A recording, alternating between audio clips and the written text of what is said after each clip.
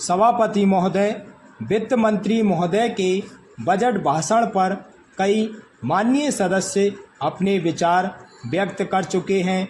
कुछ सदस्यों ने वित्त मंत्री महोदय के सामने बड़े अच्छे सुझाव भी रखे हैं। मैं भी सदन को इस संबंध में अपने विचारों से अवगत कराना चाहता हूं। सर्वप्रथम मैं कर ढांचे के बारे में अपने विचार रखना चाहता हूं। बजट में कुछ करों में छूट दी गई है, लेकिन कुछ वस्तुओं पर कर बढ़ा दिए गए हैं जो आम आदमी के प्रयोग में नहीं आती हैं। वित्त मंत्री द्वारा करों में राहत दी गई है, उससे गरीबों को कुछ लाभ होगा, इसमें मुझे संदेह ही है। मेरे विचार से भारत की कर प्रणाली को बहुत सरल बनाया जाना चाहिए।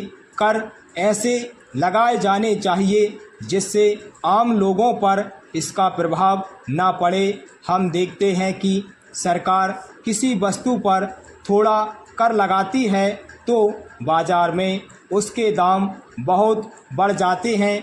कर लगाने के साथ साथ सरकार को यह भी कहना चाहिए कि किस किस वस्तु के दाम नहीं बढ़ाए जाएंगे।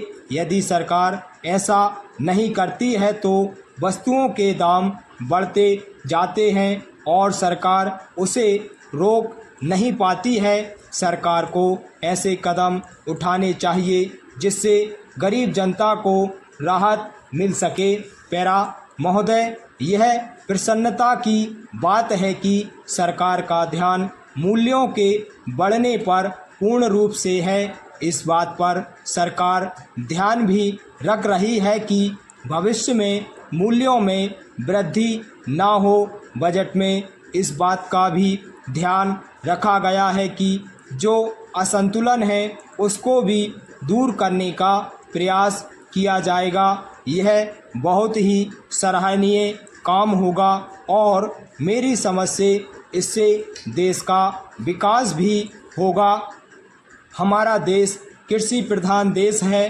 देश की अर्थव्यवस्था कृषि पर निर्भर करती है। बजट में किसानों के लाभ के बारे में कोई जिक्र नहीं किया गया है।